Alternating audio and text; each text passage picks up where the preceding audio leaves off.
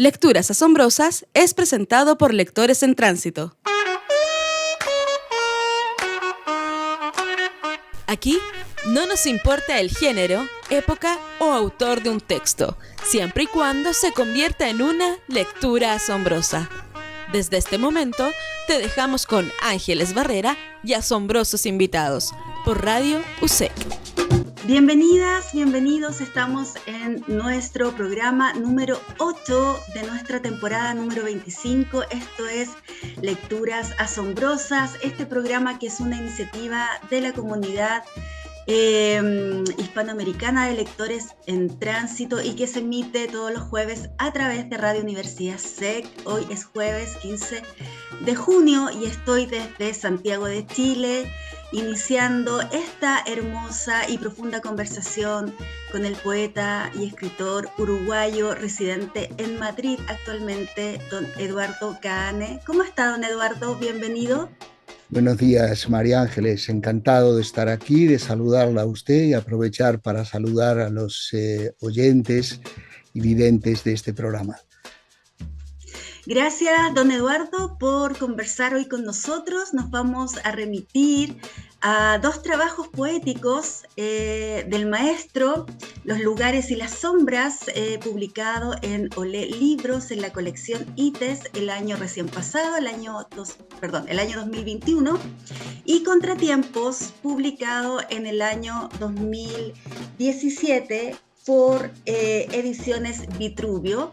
Así que ahí vamos a estar conversando sobre su proceso poético, sobre los temas y las sorpresas que nos trae a través de su poesía.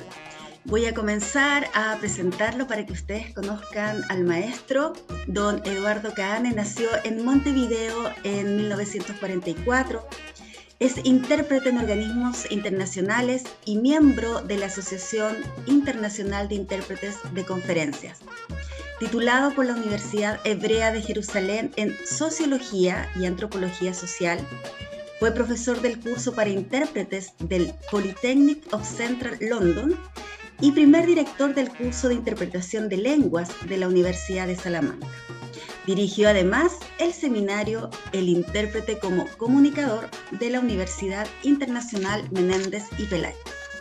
Ha trabajado en el Servicio Latinoamericano de la BBC, ha publicado crónicas en El País, supervisado doblajes cinematográficos como Salvar al Soldado Ryan y Parque Jurásico, del destacado director Steven Spielberg, Nell y Contact, dirigidos por Jodie Foster, y Conoces a Joe Black, esta emotiva película con Brad Pitt y Anthony Hopkins.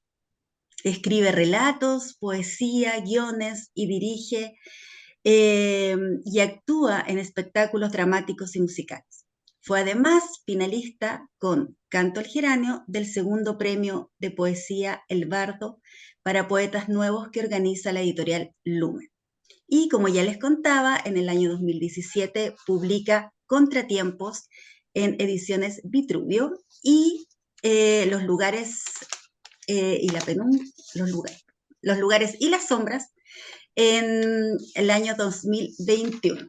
Así que con esta gran figura estoy muy contenta de conversar hoy con don Eduardo y preguntarle, maestro, ¿cómo comienza para usted este romance, esta pulsión de escribir y los temas que lo inspiran?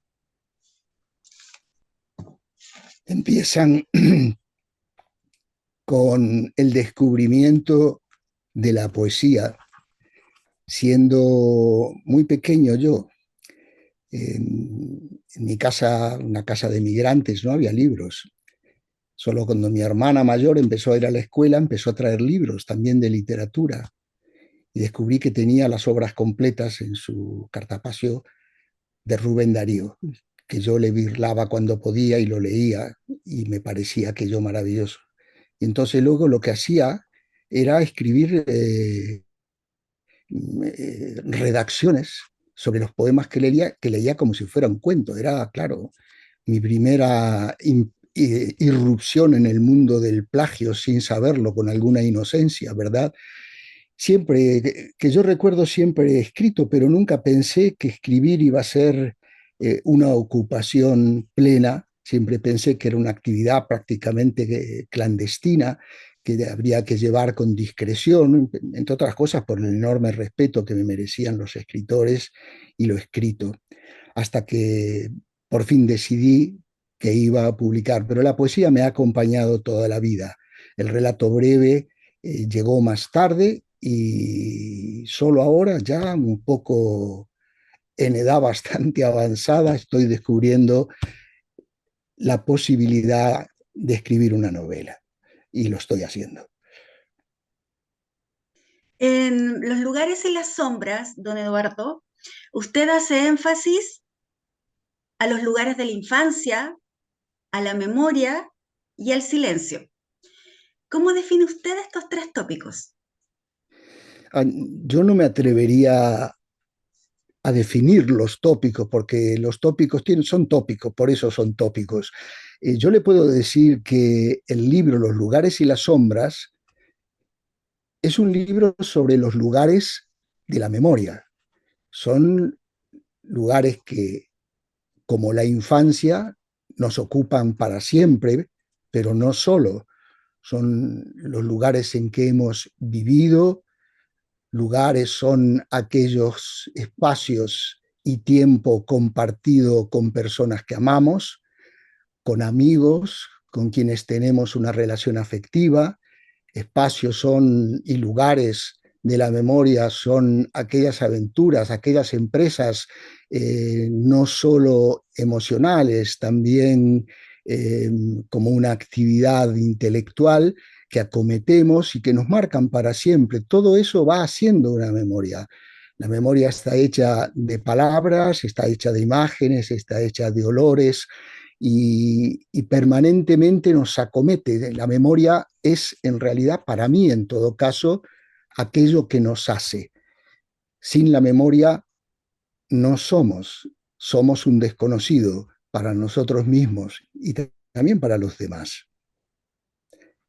En, en El, este, tra- en este no, trabajo, sí, cuénteme, dígame. maestro. No, No, no, el continúe. silencio, quería decirle del silencio.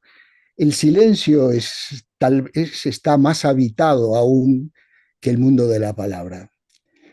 El silencio, sobre todo en la poesía, es de las cosas que hacen la poesía junto o casi más que con la palabra.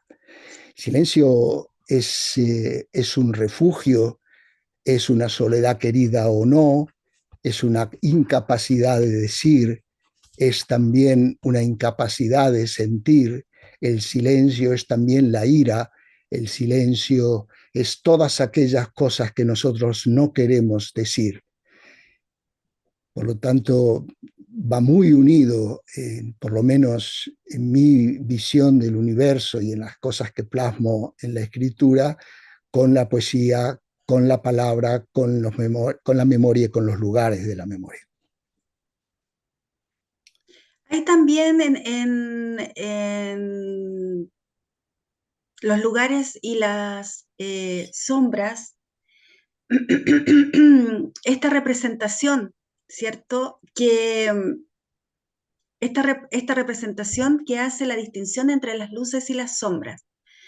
¿Cuál cree usted que es la sombra o las sombras que usted trae a la luz?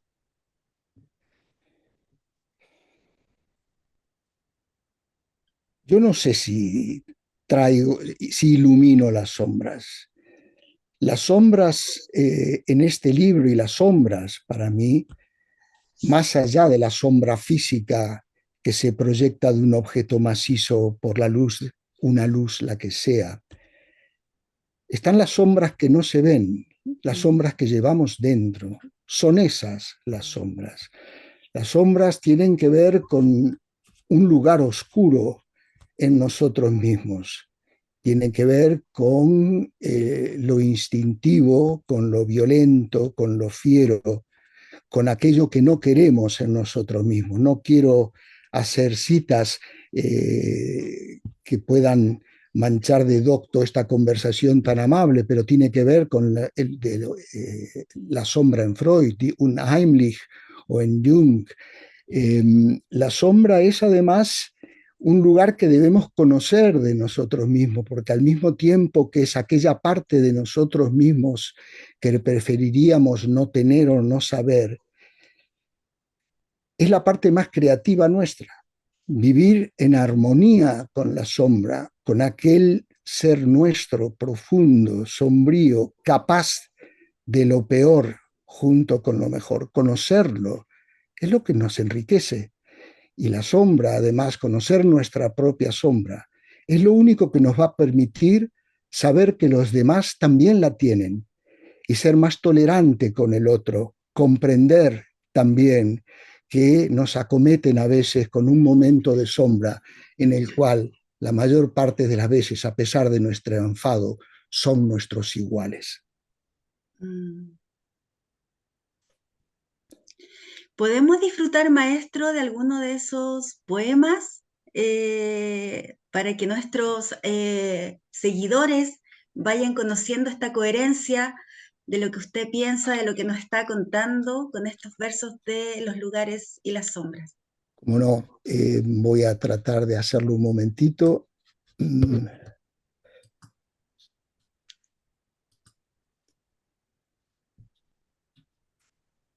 Voy a leer un poema que se llama Sótano.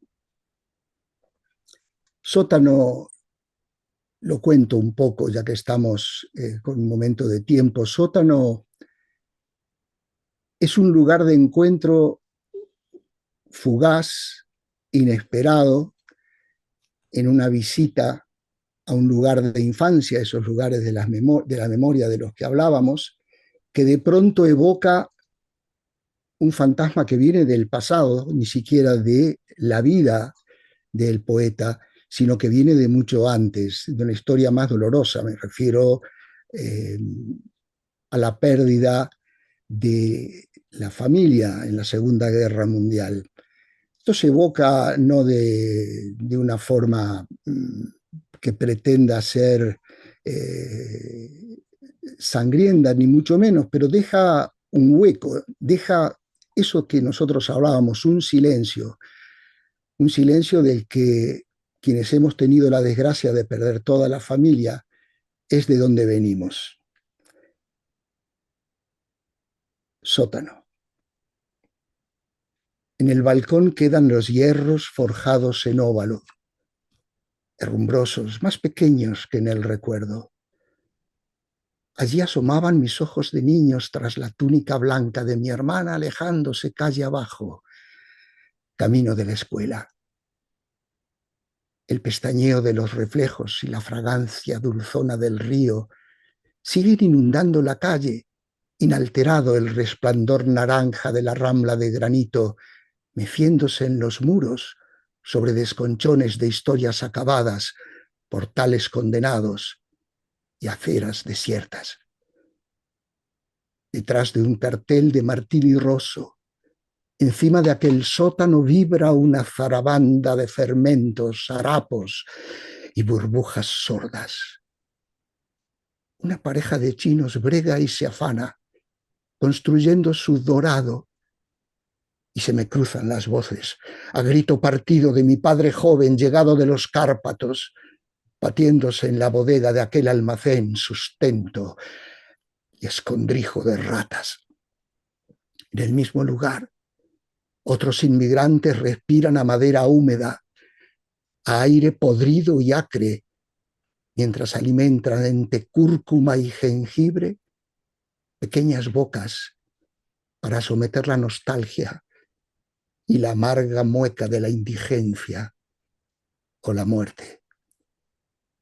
El clamor del sótano, sus voces a rebato, me esperaban en la esquina en que, siendo niño, miraba al río besar el cielo para decirme que su eco lo llevo marcado con saña, como un hierro, una cifra azul o un requiem en esa cripta oscura. en cementerios que no conozco, en bosques de rabioso norte, entre cenizas frías, gesticula mi simiente, sin rostro, todavía sin sepultura, clamando por una gota de ciénaga que reinicie el pasado.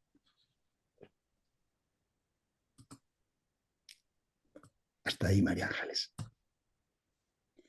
Don Eduardo, quiero agradecerle esta primera lectura porque no solo evoca su infancia, el doloroso proceso de la migración, sino que también nos hace reflexionar en lo que actualmente, ¿cierto?, a nivel mundial estamos viviendo con estas olas migratorias que pasan por guerras civiles, por cambios climáticos, por sequía, por querer darle a la familia, ¿cierto?, un espacio, un lugar seguro, eh,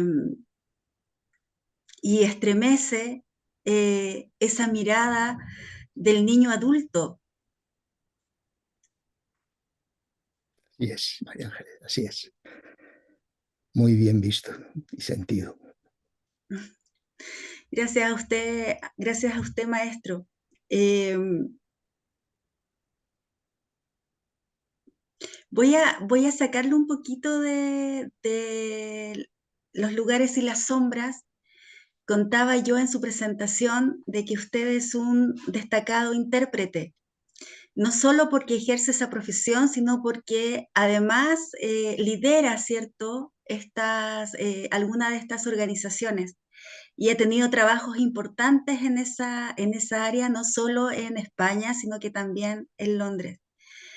Eh, no sé cuántas lenguas usted habla, pero ¿cuál es la importancia en su trabajo poético de escribir en nuestro noble y clásico español, como dijo una vez no son palabras mías, son palabras de María Luisa Bombal, una destacada escritora chilena?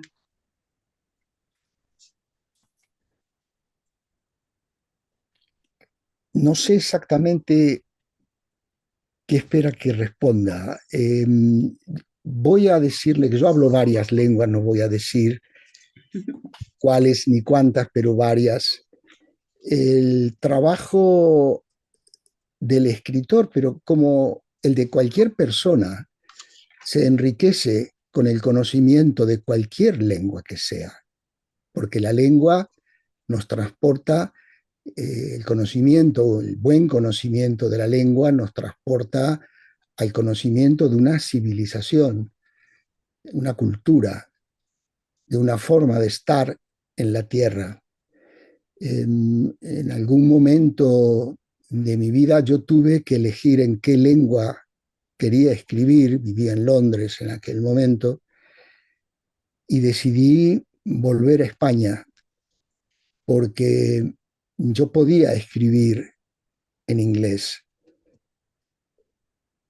Sucede que cuando escribía en inglés no era yo mismo, y para poder escribir desde mí tenía que estar en un país donde se hablase español, porque español es la casa, la lengua es la casa, la lengua es no solo como la memoria lo que nos hace, es parte de la memoria y es lo que nos permite conocer el mundo en que vivimos, sobre todo la memoria de la infancia, que es la más formativa de lo emotivo, todo lo que tiene que ver con las emociones profundas, se aprenden en los primeros 12 años de vida y por lo tanto yo decidí venir a España, aparte de que porque es un país hermoso que me gusta, porque era aquí donde empezaba a continuar escribiendo y tal vez publicando. Qué hermosa esa figura de la lengua como nuestra casa, nuestro lugar seguro, donde somos nosotros mismos, ¿cierto? Y qué maravilloso que sea en español, porque así podemos tener esta agradable conversación tan profunda con usted y, y solicitarle que nos lea nuevamente uno de sus poemas. Pues voy a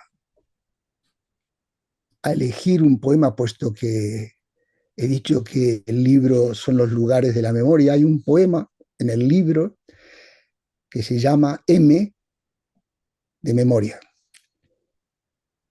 Y dice: mantengo mi murmullo musical milonguero, morboso, medido.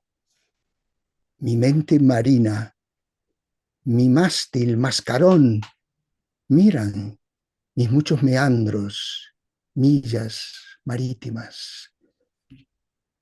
Mirlo mudo, mueca mortificante, murmuras mieles, mimos, muerdes musgos, muros, macilentas matrices, mientras melancólica, modosa, maquinal, machacona, marchas, mórbida memoria, mendaz, morada mía.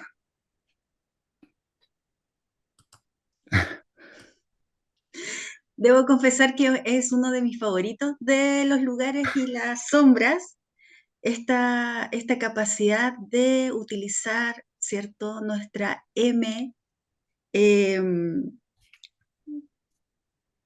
y construir un relato. ¿Cómo es su proceso de escritura, maestro? Es difícil. No siempre es igual y ha ido cambiando con el tiempo. La poesía es una señora muy caprichosa. Viene cuando quiere y se marcha sin preaviso. Y da igual lo que uno quiera, no se deja llamar fácilmente. No basta con asomar a la ventana. Se aprende también a escribir, a convocar la memoria. Hay un momento en que eso es posible, pero todo eso va marcando el ritmo de nuestro trabajo como escritores. El relato ya es un poco distinto. El relato puede venir por una situación, una persona, una fotografía, un recuerdo, un mensaje que queremos hacer llegar a alguien, algo que quisimos decir y se nos quedó en el tintero. Es muy distinto que la poesía. Sin embargo, el cuento comparte con la poesía los tiempos, el manejo del ritmo, el tempo del verso y del cuento son fraternos, en mi opinión. Y el cuento, tal y como yo lo interpreto y me gusta hacerlo, no está desprovisto ni muy lejos de la poesía, sin ser una prosa lírica, aunque pueda serlo. Por lo tanto, la poesía es algo que aparece de forma espontánea.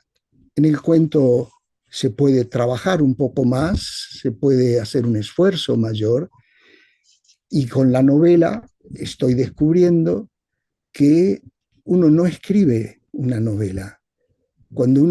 Porque la verdad es que yo empecé un cuento y me di cuenta de pronto que estaba haciendo una novela, y cuando me di cuenta también comprendí que yo no estaba escribiendo nada, que era la novela la que me escribía a mí, la que me decía qué tenía que decir. Eran sus personajes, sus situaciones, el desarrollo de las circunstancias. Y cuando trabajo en ella me siento curioso delante de esa cosa que llaman la página en blanco, que da pánico. A mí me da pánico un ratito, y luego el libro me sigue diciendo cosas, los tengo que llevar a otro lugar. Los personajes, si alcanzamos a construirlos con verdad dentro, ellos saben lo que quieren hacer, lo único que tenemos que hacer es escucharlos. Luego, dicho esto, Novelas hay para todos los gustos. Yo hablo de la que yo quiero, la que me gusta o la que puedo escribir. Otros han hecho todo tipo de novelas históricas, documentales, en fin, hay de fantásticas. El límite es infinito, pero como la pregunta me la hicieron a mí, yo me he permitido egoístamente responder solo desde mí. Quiero destacar dos cosas en esta conversación. Primero, cómo cuando nos enseñan, ¿cierto?, los géneros literarios, siempre nos hacen esta diferencia, ¿cierto?, entre poesía, cuento, novela. Sin embargo, escuchándolo usted, maestro, y también con otras conversaciones que he tenido en el mismo programa, me he dado cuenta de este hibridaje que se hace, y en su poesía, en sus libros, encontramos, por ejemplo, caligramas. Hay un caligrama hermoso sobre el árbol, y encontramos también la prosa poética, cómo estos recursos narrativos, ¿cierto?, la metáfora, la anáfora, que siendo poetas, escribiendo desde muy pequeños, es algo que sale tan natural y que después con el estudio uno va definiendo, ¿cierto?, y descubriendo que esa cosa que sale tan natural eh, representa un recurso narrativo. Eso por un lado, que usted lo maneja muy bien, por lo menos en los dos poemarios que he tenido la posibilidad de leer, y aprovecho de agradecerle también el envío. Y lo otro sobre la novela, que es la que usted está escribiendo en estos momentos, es, y coincido con usted en esto de que los personajes tienen que tener su propia verdad, tienen que tener una vida propia, dejarlos ser. Y en este dejarlos ser, ir escuchando, ¿cierto?, lo que quieren hacer, qué caminos van a tomar, qué incertidumbres van a tener. Eh, ¿Cómo ha sido esa relación suya con estos personajes que van a dar vida a su próximo libro, a a su primera novela? Uy, es que antes de hablar de la novela, al principio hablábamos del hibridaje, y su tema, si me permite, María Ángeles, que hable un Por momentito. supuesto. Está bien que haya géneros, está bien que haya escuelas, que haya academias, es imprescindible, yo no estoy en contra de eso, pero están para conocerlas y al mismo tiempo olvidarlas. Incorporarlas a nosotros de tal forma que sean nuestras guías, pero que no sean nuestros carceleros. Hay que ser libres de escribir cada poema con el metro que necesita, en la forma que necesita, sea soneto, verso libre, sea verso fantástico. Hay que escuchar también al verso tal como nos llega. Luego, también en los demás géneros, pero en la poesía mismo, hay poetas que escriben algo que podría ser perfectamente una prosa puesta un poco, digamos, con forma de verso. Lo que no quita nada, es una forma de decir, es un ritmo más suave, un poco más lejano, que está en otro lugar y es aceptable. Y hay también prosa lírica, y hay lirismo en algunas prosas que no dejan de ser prosa, y es magnífico. Hay imágenes, metáforas, universos que se nos crean, que son solo por el hecho de ser creados, ya son poesía. Y luego hay una especie de mito con respecto al cuento y la poesía. Muchas veces a los que escribimos relato breve se nos pregunta, ¿y para cuándo la novela? Como si uno tuviera que dejar de escribir cuentos para graduarse en la universidad de la novela, cuando el cuento es un género magnífico, potente, poderoso en sí mismo, que no necesita convertirse en novela. Y con respecto a esto hay muchas formas de hacer libros de relato, con relatos todos armónicos sobre un mismo tema, sobre temas distintos, con una unidad aportada por la voz del narrador, que es el que dota de armonía y el universo de fondo con el que el lector se encuentra. Por lo tanto, incluso en el cuento hay formas distintas de agruparlos, hay cuentos cortos, hay microrrelatos, hay la nouvelle, que son esos que es un cuento largo sin ser una novela, y la novela es igual, o sea, hay desde novelas cortas hasta engendros de 800 páginas que no tienen una vida para leer. Pero hay que sentirse libre de hacer lo que pensamos que necesitamos hacer, o sobre todo que queremos decir y cómo queremos decirlo, ¿no? El conocimiento académico es fundamental, pero no es una cárcel, al contrario, es lo que debería permitirnos, si lo hemos aprendido a bien, a liberarnos de él. Qué hermosas palabras, maestro. Lo voy a parafrasear, lo voy a citar. Yo hago un taller de cuentos para mujeres, o sea, estudiamos a cuentistas hispanoamericanas y las clases son dirigidas para mujeres que tienen pulsión de escribir. Así que Magnífico. ahí voy a contarle cómo me va después de, obviamente voy a compartir esta conversación eh, para saber también qué opinan ellas con esta libertad total que hay que tener al momento de escribir. ¿Qué le parece si vamos con otro poema? ¿Cómo no? Puesto que estamos todavía en la memoria, voy a traer uno que se llama Las manos de mi madre. Memoria que estoy seguro todos compartimos.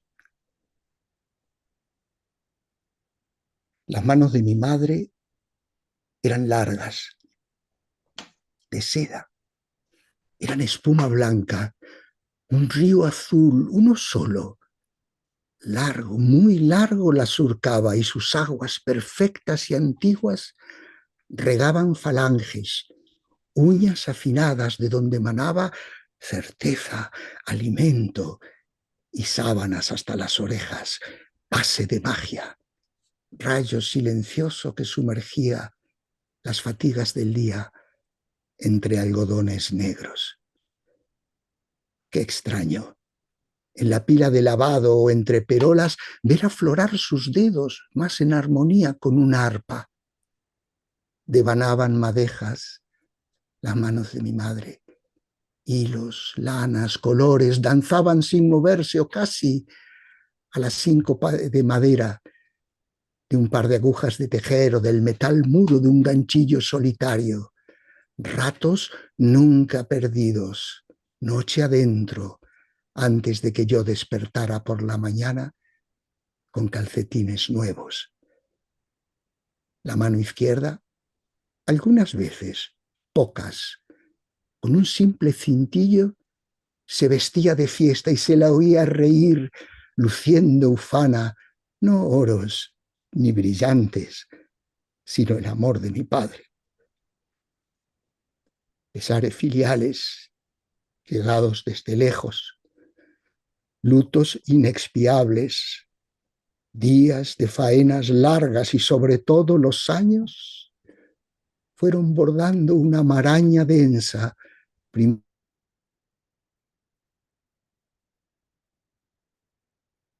lunares de crespa arenilla, anegando los nudillos en una lenta, invisible ceremonia que fue labrando sus manos hasta hacerlas indistinguibles de la tierra. Pues hasta así. Voy a decir una palabra que a mí me gusta mucho y la digo muy poco. Sublime ese poema. ¿Cómo se llama su mamá? Mi mamá se llamaba Esther. Se lo pregunto porque es el detalle que falta ¿cierto? Para ponerle un rostro a esas manos hermosas, cálidas, eh, No, yo quiero que cada cual le ponga el nombre de la suya. y además generoso, maestro, ¿ve? Eh, es inevitable no emocionarse con ese poema. Voy a invitarlo a que nos paseemos por Contratiempos, que para mí es un poemario donde usted nos deleita con su mirada profunda y con versos que hablan desde un yo que se asombra, ¿cierto? Y que además es inquieto, porque nos lleva desde temas marinos. eh, Mire, aquí tengo desde los temas marinos hasta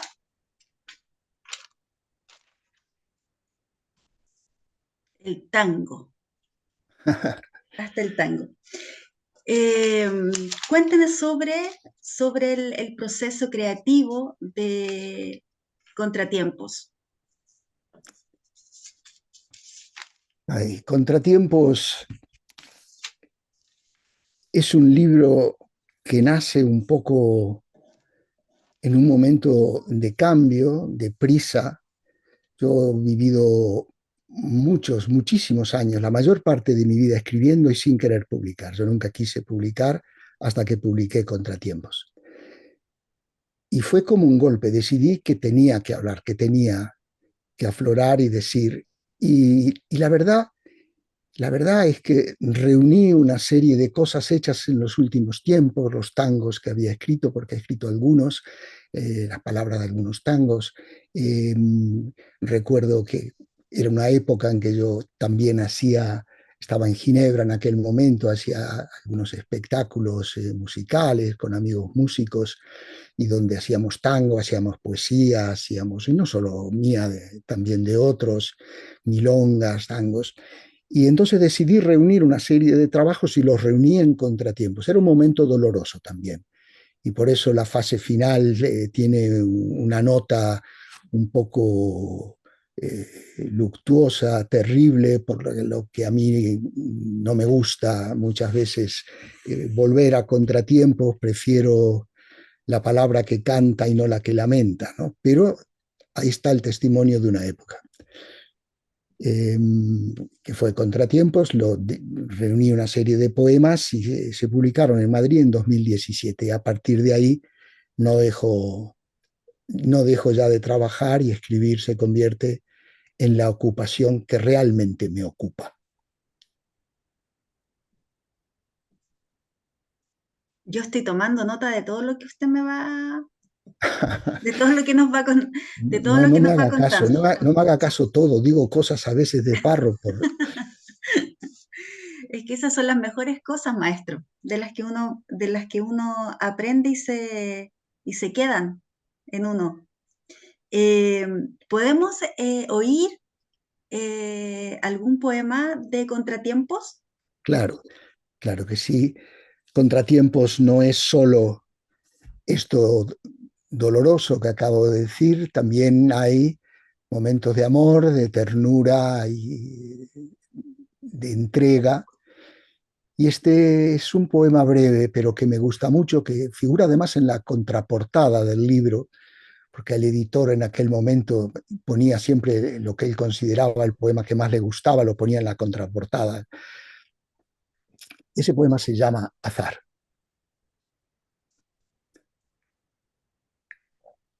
Manantial sorprendido en su gorjeo a solas, cielo deslumbrado por sus guiños de ámbar, dos lirios latiendo a flor de laguna, fueron tus ojos esa mañana. Muy cortito.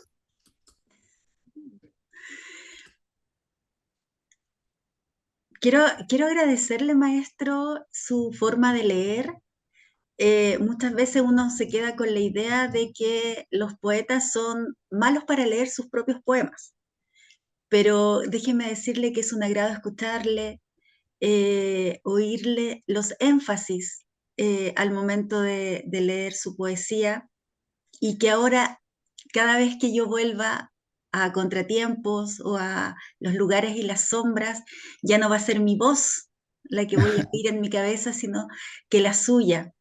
Así que agradecerle por estas lecturas tan sentidas, tan emocionales, eh, que nos dejan también con las reflexiones. Cada quien va a sacar sus propias conclusiones. Regresando a Contratiempos, estábamos también hablando de su amor, ¿cierto? De su querencia con el tango. Eh, ¿Por qué lo incluye? Dos preguntas. ¿Por qué lo incluye en su poesía? ¿Y cuál fue la experiencia con este poema que usted tituló Nueva Academia? Bueno, el tango, hay tangos de todo tipo, está claro, pero hay tangos que son lirismo puro, hay tangos realmente maravillosos. Me refiero a las letras, ni que hablar de las músicas. Incursionar en el tango es incursionar en un género que me hablaba. Me dejé que me dicte estos tangos que yo quiero mucho. También en Contratiempos aparece una letra que puse a la Milonga del Ángel de Piazzolla, que él había compuesto como una especie de ópera, que nunca hizo varios de sus tiempos, pero luego nunca se llevó a cabo como tal ópera, las letras no fueron escritas. Luego me enteré que el universo en el que nadaba Piazzolla cuando hizo la Milonga del Ángel terminó en el fondo tratando de decir las cosas que yo adiviné que él quería decir con ese poema Milonga del Ángel, que está en Contratiempos, y que habla del ángel y del ángel caído, en qué medida, si no, en qué medida, hablando de sombras, todos llevamos un ángel caído, ¿no? Luego, esta Nueva Academia.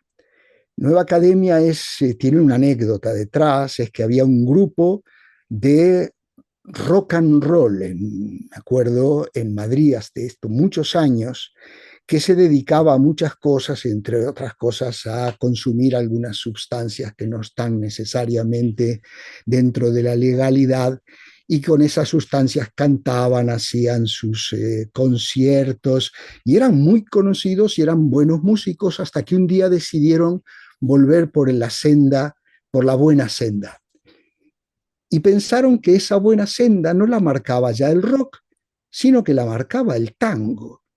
Y empezaron a hacer tango y lo hacían de una forma que me enternecía, porque todos los tangos los cantaba el vocalista, que era el director del grupo, que ahora era un grupo de tango, se llamaba Cambalache, los cantaba como si fuera lunfardo. Todos eran tangos en lunfardo, cuando hay algunos tangos en lunfardo y otros que no lo son, ¿no? Esta es la historia de Nueva Academia, por eso el título Nueva Academia. Digo una palabra más antes de dejar el tango, y es que Borges dijo muchas cosas en su vida, muchas. El viejo, sabio, profesor, sabía mucho, no se equivocaba, era un hombre del que seguimos aprendiendo todavía, pero a veces acertaba porque solía decir una cosa y luego la contraria. Y entonces siempre alguna vez tenía razón.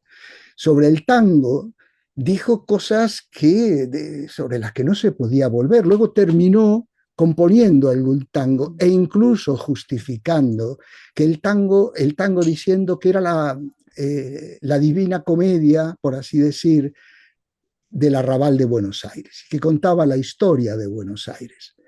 Me pareció maravilloso, tengo una enorme admiración por el maestro, y incluso cuando se equivocaba, no se equivocaba del todo, porque esas contradicciones las tenemos todos, y no están en nosotros, están en las cosas.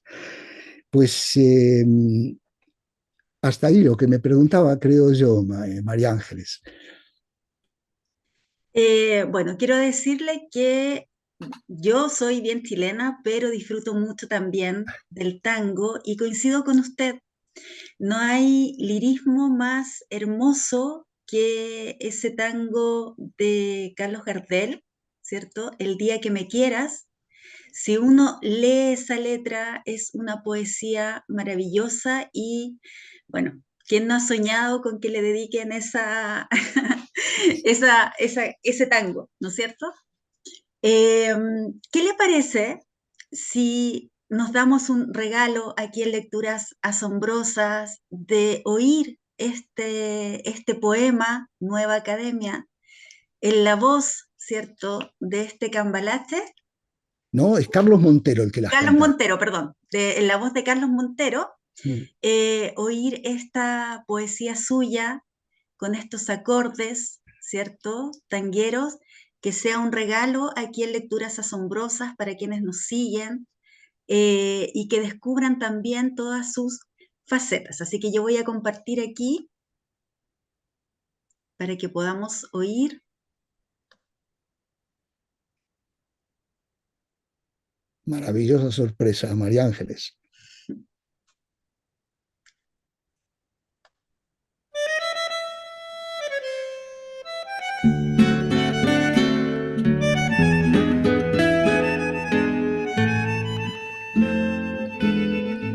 Hubo un tiempo en que el tango mangoneó sus pasaportes por abrirse alguna puerta en la Europa del foxtrot.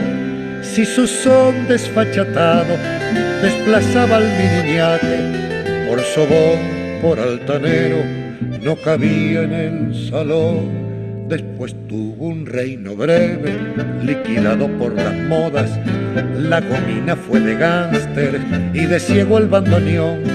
Prefirieron los letrados a ser posibles doctores y los sujetas de farra con camelo rock and roll.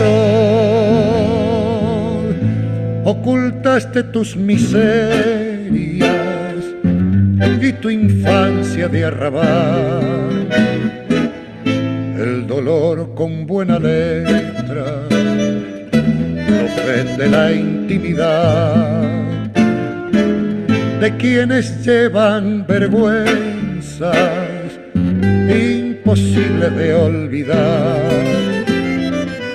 Que nadie llame dramones, que nadie llame dramones las señas de mi ciudad.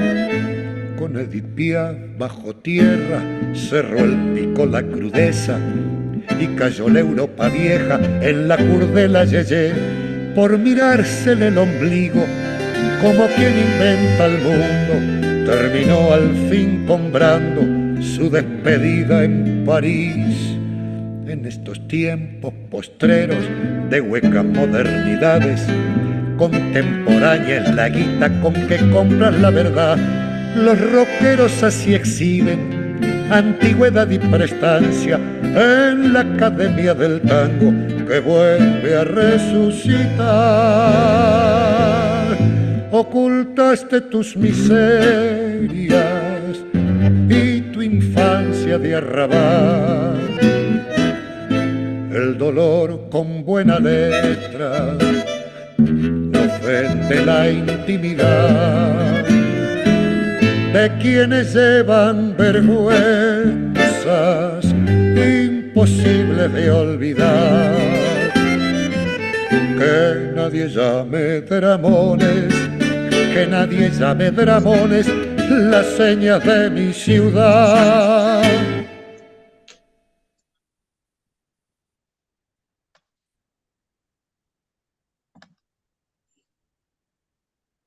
Qué sorpresa maravillosa, María Ángeles. Mil gracias. He disfrutado como el primer día. Mil gracias de verdad. Hay una frase dentro de esta historia cantada, ¿cierto? Con con este ritmo de tango que dice, ocultaste tus miserias. Y tu infancia de arrabal. En tu infancia de arrabal. El Que dolor. nadie llame drama. Sí, sí, el dolor con buena letra. Sí, el dolor con buena letra. No ofende la intimidad. Sí, es un poco la historia del tango en retrospectiva, ¿no? En el fondo es una reivindicación de la historia del tango. Es hacerlo lo que fue y lo que dijo Borges, es la historia, la divina comedia de la ciudad de Buenos Aires. Y Montevideo, por cierto, porque si no en Montevideo, si no lo digo, no me van a querer. Sí, hacemos esta triangulación de Uruguay, ¿cierto? España, Argentina. Usted ya es un poeta hispanoamericano, maestro.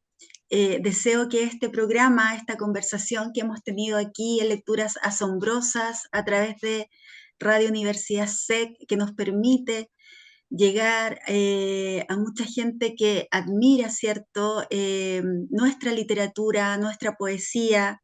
Digo nuestra porque me siento yo también parte de este mundo literario, ¿cierto? Que conforman los escritores, y por este lado, esta visión de lectora en la que me he podido, en que he podido disfrutar, gozar, reflexionar, en su poética, en su forma tan enfática de mostrarnos lo cotidiano, de reflexionar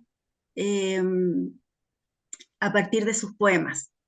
Estamos llegando ya a la hora de programa y quiero que nos cuente cómo se ha sentido, qué quisiera contarnos antes de finalizar nuestro programa.